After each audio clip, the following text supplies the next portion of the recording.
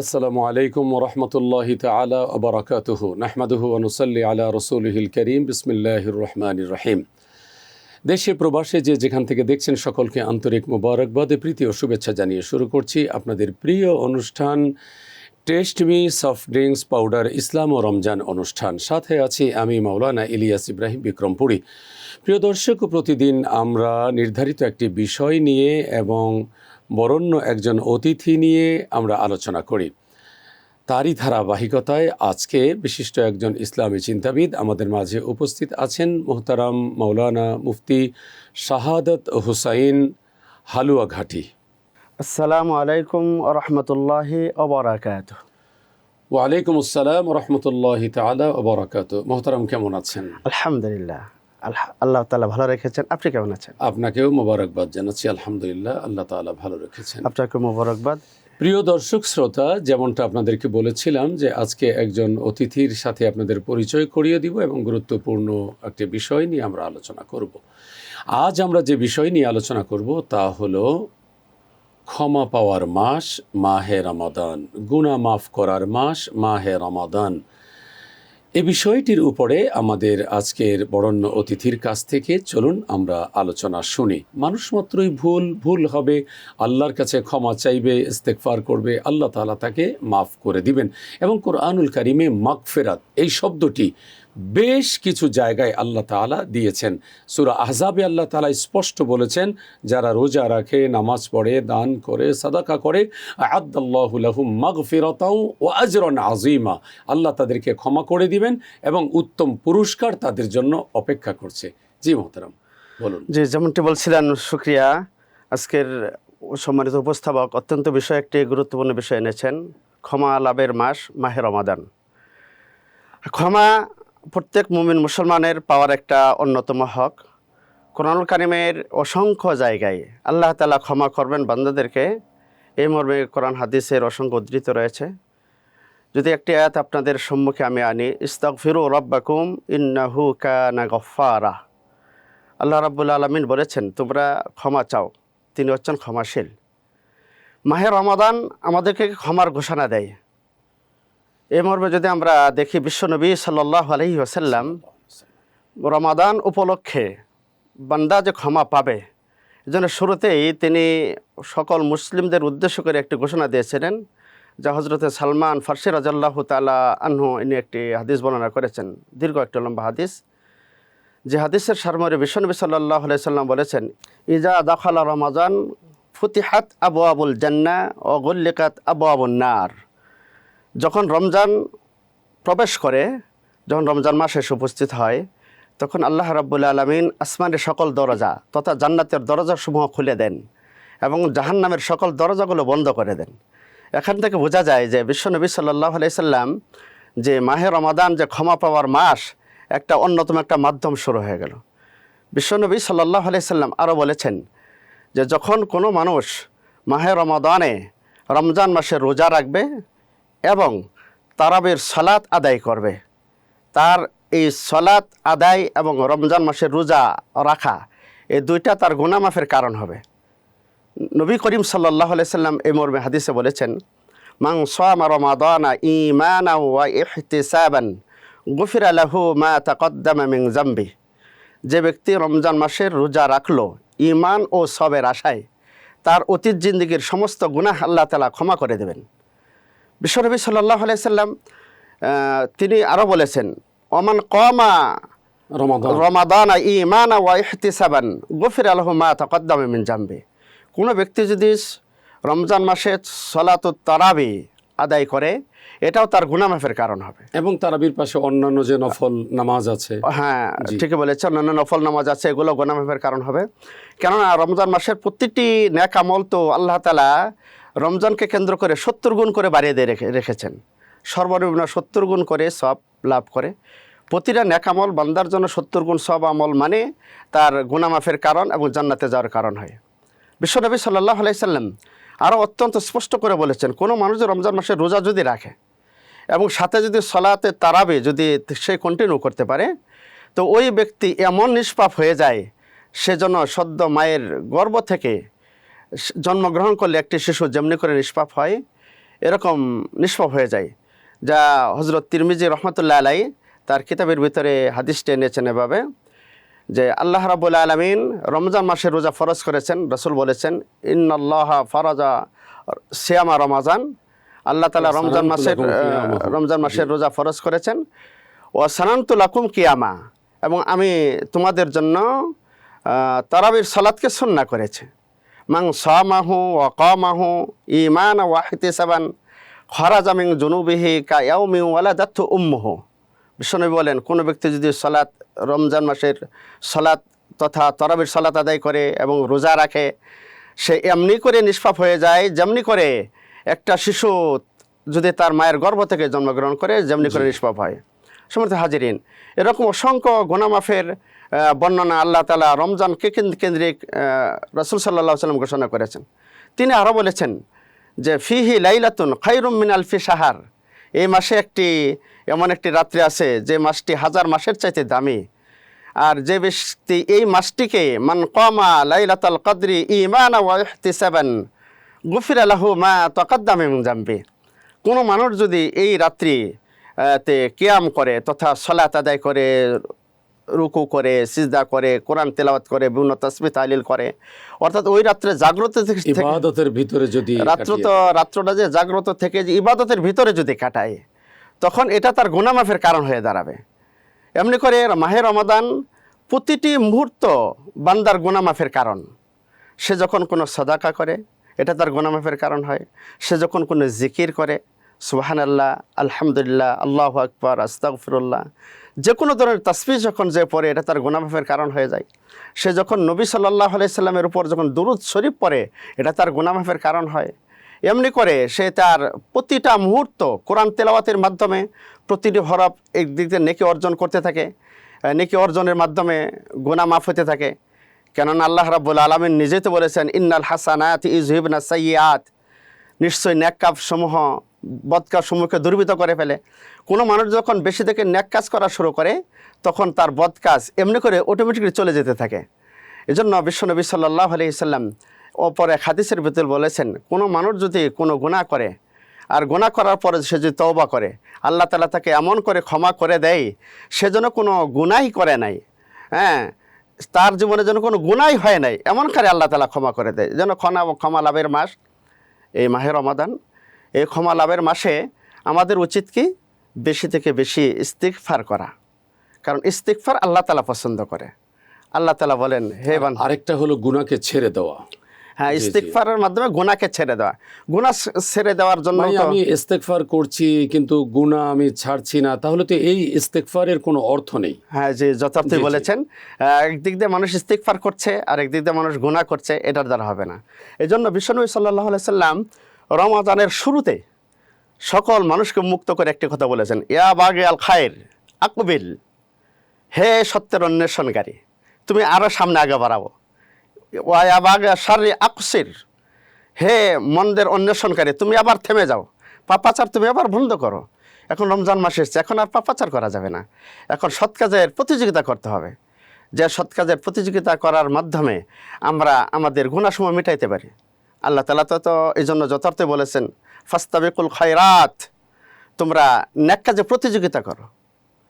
কোরআনুল কারীমের অপর এক আয়াতে সূরা আল ইমরানের 133 নম্বর আয়াতে আল্লাহ তাআলা আরও স্পষ্ট করে বলেছেন, ওয়াসারিউ ইলা মাগফিরাতিম মির রাব্বিকুম ওয়া জান্নাতিন আরদুহাস সামাওয়াতু ওয়াল আরদ উইদ্দাত লিল মুত্তাকিন। সুবহানাল্লাহ। আল্লাহ তাআলা বলেন যে তোমরা প্রতিযোগিতা করো, কম্পিটিশন করো, ওই মহান প্রভুর দৌড়ে সামনের দিকে যেতে থাকো, দ্রুতগমে আগাও, সামনে আগাও, এমনকার কারণে যে তোমরা মহান প্রভুর যে ঘোষণা করে রেখেছেন, ক্ষমার ঘোষণা করে রেখেছেন, ক্ষমা পাওয়ার জন্য তোমরা প্রতিযোগিতা করো এবং জান্নাত পাওয়ার প্রতিযোগিতা করো। যে জান্নাত আল্লাহ তাআলা মুমিনদের জন্য বানিয়ে রেখেছেন, যে জান্নাত আল্লাহ তাআলা মুমিনদের জন্য বানিয়ে রেখেছেন, যে জান্নাতের একটা পরিধি হলো আসমান এবং জমিন যতটুকু বড় এতটুকু বড় পরিধিওয়ালা জান্নাতের দিকে দৌড়ানোর কথা বলেছে। আজকে আমরা দুনিয়ার দিকে দৌড়াই, মানুষ দুনিয়ার প্রতিযোগিতা করে। একজনের একটা বাড়ি আছে, সে আরেকটা বাড়ি করতে চায়, একটা গাড়ি আছে, একটা গাড়ি করতে চায়, একটা ব্যবসা আছে, ব্যবসাটাকে আরো সে আপডেট কিভাবে করতে চায়, ইমপ্রুভ করতে চায়, এটা ইমপ্রুভ সে করতে চায়। কিন্তু নেক কাজের আমলের ক্ষেত্রে এই প্রতিযোগিতা করা এটা মুমিনদের হক এবং খুব দাবি। সুন্দর করে বলেছেন মোহতারাম, আপনার কাছে আবারও আসবো ইনশাআল্লাহ। প্রিয় দর্শক, আপনারা দেখছেন test me soft drinks powder নিবেদিত ইসলাম ও রমজান অনুষ্ঠান। আমাদের আজকের বরেণ্য অতিথি মুফতি শাহাদাত হুসাইন। আমরা মোহতারামের কাছে আবারও আসব, আশা করছি বিরতির পর পর্যন্ত আমাদের সাথেই থাকবেন। যাচ্ছি ছোট্ট একটি বিরতিতে।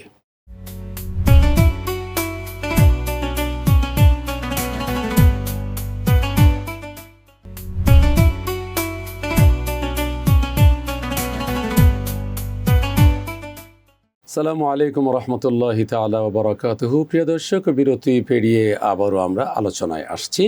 এই মুহূর্তে যারা টেলিভিশনে আমাদের সঙ্গে সংযুক্ত হয়েছেন, টিউন করেছেন, আপনাদেরকে মোবারকবাদ জানাচ্ছি। মোহতারাম শাহাদাত হুসাইন, আপনার কাছে জানতে চাই আবারও যে আয়াতটি দিয়ে আপনি বিরতির আগে থেমেছিলেন, ওয়াসারিউ ইলা মাগফিরাতিম মির রাব্বিকুম ওয়া জান্নাতিন আরদুহাস সামাওয়াতু ওয়াল আরদ উইদ্দাতিল মুত্তাকিন।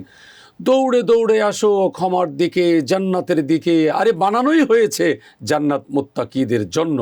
তাহলে এই যে ক্ষমা লাভ করার মাস মাহে রমাদান, আল্লাহর কাছে অধিক পরিমাণে কোন আমলগুলো করলে আল্লাহর কাছে আমরা প্রিয় হব এবং আমরা ক্ষমা পাবো আল্লাহর কাছে থেকে? এই মর্মে যদি আমরা বুখারী মুসলিমের একটি সুস্পষ্ট হাদিস আমরা যদি দেখি, তাহলে আমরা দেখতে পাবো এক আরব বেদুইন সাহাবী নবী দুজাহানের কাছে এসে জিজ্ঞাসা করলো, ইয়া রাসূলুল্লাহ দুল্লানি আলা আমালিন ইজা আমিলতুহু দাখালতুল জান্নাহ। হে আল্লাহর নবী, আপনি আমাকে এমন কিছু সহজ আমলের কথা বলে দেন না যে আমলগুলো করলে আমি সোজা জান্নাতে যেতে পারি। তখন বিশ্বনবী সাল্লাল্লাহু আলাইহি সাল্লাম ওই আরব বেদুইন সাহাবীকে 4টি আমলের কথা বললেন। 1 নম্বরে বললেন, তা'বুদুল্লাহা ওয়ালা তুশরিকু বিহি শাইআ। তুমি ইবাদত করবা এমন অবস্থায় যে ইবাদতের ভিতরে কোনো শিরিক থাকবে না, শিরিক মুক্ত ইবাদত করবা। বিশ্বনবী সাল্লাল্লাহু আলাইহি সাল্লাম আরব বেদুইন সাহাবীকে বোঝাতে চাইলেন, যদি তুমি ইবাদত করো, যে ইবাদতের ভিতরে যদি তোমার শিরিক যদি না থাকে, তাহলে তোমার জান্নাতে যাওয়া, ক্ষমা পাবার লাভ তোমার জন্য সহজ হয়ে যাবে। কারণ ইবাদতের ভিতরে যদি শিরিক ঢুকে যায়, এটা ক্ষমার অযোগ্য হয়ে যায়। কোরআন কারীমের বেশ কয়েক জায়গায় আল্লাহ তাআলা বলেছেন, ইন্নাল্লাহা লা ইয়াগফিরু আন ইউশরাকা বিহি ওয়া ইয়াগফিরু মা দুনা যালিকা লিমান ইয়াশা। আল্লাহ তাআলা নিশ্চয়ই আল্লাহ তাআলা শিরিক করার অপরাধীকে ক্ষমা করে না, এছাড়া যে কোনো অপরাধ আল্লাহ তাআলা ক্ষমা করে দেয়। সম্মানিত পরিচালক, আপনি যদি শিরিকও ক্ষমা করবেন যদি সে একনিষ্ঠ হয়ে যদি সে তওবা করে, তওবার মতো যদি তওবাতান নাসুহা যদি তার আসে, জি জি, তাহলে শিরিকও ক্ষমা পেতে পারে। কিন্তু সাধারণ ক্ষমা হলো যে আল্লাহ তাআলা শিরিককারীকে ক্ষমা করবে না। এই জন্য বিশ্বনবী সাল্লাল্লাহু আলাইহি সাল্লাম আরব বেদুইন সাহাবীকে প্রথমে বললেন, যদি তুমি সহজে ক্ষমা পেতে চাও, যদি জান্নাতে সহজে তুমি যেতে চাও, তবে তোমার ইবাদতের মধ্যে কোনো শিরিক যেন না থাকে। 2 নম্বরে রাসূল সাল্লাল্লাহু আলাইহি সাল্লাম আরব বেদুইন সাহাবীকে বললেন যে ওয়াতুকিমুস সালাতাল মাকতুবাতা। ব্যক্তি জীবনে দৈনন্দিন 5 ওয়াক্ত সালাতের জিম্মাদারি পালন করবে। 5 ওয়াক্ত সালাত তুমি আদায় করবে। 5 ওয়াক্ত সালাত যদি তুমি আদায় করতে পারো, তো এটাও তোমার জান্নাতে যাওয়ার, ক্ষমা লাভের কারণ হবে। কারণ সূরাতুল মুদ্দাসিরের ভিতর আসছে, যে সমস্ত কারণে মানুষ জাহান্নামে যাবে, এর মধ্যে একটা থাকবে তারা যারা সালাত আদায় না করে। জান্নাতীরা যখন জাহান্নামীদেরকে জিজ্ঞাসা করবে, মা সালাকাকুম ফি সাকার, আজকে তোমরা জাহান্নামে কেন আসলে?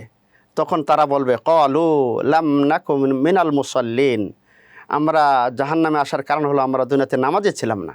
এই জন্য আরব বেদুইন সাহাবীকে বিশ্বনবী বললেন, তুমি যদি ক্ষমা যদি আল্লাহর পেতে চাও, যদি জান্নাতে যেতে চাও, তবে তোমার 5 ওয়াক্ত সালাত, ফরজিয়া সালাত তুমি আদায় করবে। তারপরে তিনি বললেন, ওয়াতুআদ্দিয়া যাকাতাল মাফরুদাতা, তুমি উপর যদি ফরজিয়াতের জাকাতের নিসাব পরিমাণ সম্পত্তি যদি তোমার চলে আসে, তবে তুমি কি করবে? সেই নিসাব পরিমাণ সম্পত্তি থেকে জাকাত আদায় করবে। জি জি। তারপরে তিনি বললেন, ওয়াতাসুমু রমাদান, যদি রমজান মাস তোমার ব্যক্তি জীবনে আসে, বছরে একবার রমজান যদি তুমি পেয়ে যাও, রমজান মাসের রোজাও তুমি পালন করবে। তাহলে এই আমল থেকে বোঝা গেল যে বিশ্বনবী আরব বেদুইন সাহাবীকে 4টি আমল দিলেন: শিরিক মুক্ত ইবাদত, 5 ওয়াক্ত সালাতের জিম্মাদারি, জাকাত আদায়ের গ্যারেন্টি এবং রমজান মাসের রোজা আদায়ের গ্যারেন্টি। এই মজার বিষয় হলো, যখন বিশ্বনবী এই 4টি কথা ওই আরব বেদুইন সাহাবীকে বললেন, তখন তিনি তার শাহাদাত আঙ্গুল উপরের দিকে ইশারা করে আল্লাহর দিকে ইশারা করে তিনি বললেন, ওয়াল্লাযী নাফসি বিয়াদিহি লা ইয়াজিদু আলা হাযা ওয়ালা আনকুসু। তখন আরব বেদিন সাহাবী বললেন, হে আল্লাহর নবী, আপনাকে সাক্ষী রেখে আল্লাহর জাতের কসম করে আমি বলছি যে আপনি 4টি আমলের কথা বললেন, এটা আমি বাড়াবও না এবং কমাবও না। সুবহানাল্লাহ। এই কথা বলার পরে লোকটি যখন চলে ফালাম্মা ওয়াল্লাহ, লোকটি যখন চলে যেতে লাগলো, তখন নবী সাল্লাল্লাহু আলাইহি সাল্লাম বাকি সাহাবীদেরকে ডাকলেন, বললেন, ও আমার সাহাবারা, দুনিয়া থেকে তুমি সরাসরি কোনো ক্ষমাপ্রাপ্ত ব্যক্তি, জান্নাতি ব্যক্তিকে তোমরা দেখতে চাও নাকি? যদি দেখতে চাও তবে ফাল আনজুর ইলা হাযা, তবে এই লোকটার দিকে তোমরা তাকাও, এই লোকটা ক্ষমার ঘোষণা পেয়ে সোজা জান্নাতে হয়ে গেছে। সুবহানাল্লাহ। সম্মানিত দর্শক শ্রোতা, আপনাদের উদ্দেশ্য আমি একই কথা বলবো, যদি আমরা আমাদের ব্যক্তি জীবনে যদি ক্ষমা পেতে চাই, তাহলে এটাই সুবর্ণ সুযোগ। এ মাহে রমাদান আমাদের ক্ষমা লাভের একটা সুবর্ণ সুযোগ এনে দিয়েছে। কারণ এই সুযোগে যদি আমরা ইবাদত বাড়াইতে পারবো। সাল্লাল্লাহু আলাইহি ওয়াসাল্লাম বলেছেন যে রমাদান আল করিম পেল এবং সে গুনাহ মাফ করাতে পারলো না, তার নাক ধুলাই ধূসরিত হোক। হ্যাঁ, এটা বুখারীর হাদিসের মধ্যে আছে, ওয়ারাগিমান ফরাজুলিন দাখালা আলাইহি রমাদান সুম্মান সালাকা ক্বাবলা আন ইয়াগফিরা লা। বিষ্ণু বলেছেন, ওই ব্যক্তির নাক ধুলাই মণ্ডিত হয়ে যাক যে ব্যক্তি রমজান মাস পাওয়ার পরেও তার গুনাহসমূহ মাফ করাইতে পারলো না। একটি সুপ্রসিদ্ধতম হাদিস আছে, বিশ্বনবী সাল্লাল্লাহু আলাইহি সাল্লাম একবার মসজিদের মিম্বরের উপরে পরপর 3 বার জোরে জোরে আমিন বলছেন পা রাখার পরে। প্রথম সিঁড়িতে পা রেখে বলছেন তিনি আমিন, দ্বিতীয় সিঁড়িতে পা রেখে বললেন আমিন, তৃতীয় সিঁড়িতে পা রেখে বললেন আমিন। জোরে জোরে পরপর 3 বার আমিন জোরে বলার কারণ সাহাবায়ে কেরাম আশ্চর্যান্বিত হলেন, জিজ্ঞাসা করলেন, ইয়া রাসূলুল্লাহ, আপনি পরপর 3 বার আমিন কেন বললেন? তখন আল্লাহর নবী বললেন যে আমি প্রথম সিঁড়িতে যে পা রেখে আমিন বলছিলাম, এটার কারণ হলো জিবরাইল আলাইহিস সালাতু ওয়াস সালাম আমাকে সংবাদ দিলেন, যে ব্যক্তি তার বৃদ্ধ পিতামাতা 2জন অথবা 2জন থেকে 1জন কাউকে পাইল, অথচ তার গুনাহসমূহ মাফ করাইতে পারল না, তার সেবা করার মাধ্যমে জান্নাতের উপযুক্ত হতে পারল না, সেই ব্যক্তিরা যেন ধ্বংস হয়ে যায়। আমি এটার পর আমিন বলেছি। দ্বিতীয় সিঁড়িতে পা রেখে আল্লাহ নবী সাল্লাল্লাহু আলাইহি সাল্লাম বললেন যে আমিন বলার কারণ হলো, যে ব্যক্তি রমজান মাস পাইল, রমজান মাস পাওয়ার পরও যার গুনাহসমূহ মাফ হইল না, ওই ব্যক্তিরা যেন ধ্বংস হয়ে যায়, ক্ষতিগ্রস্ত হয়ে যায়। এই জন্য তো বিশ্বনবী সাল্লাল্লাহু আলাইহি সাল্লাম আরও বলেছেন, মান হরিমা খয়রা ফাকাদ হরিম, যে ব্যক্তি লাইলাতুল কদরের রাত্রিতে লাইলাতুল কদর পাইল, লাইলাতুল কদর থেকে বঞ্চিত হয়ে গেল এবং গুনাহ তো মাফ করাতে পারল না, সে যেন ধ্বংসপ্রাপ্ত হয়ে যায়।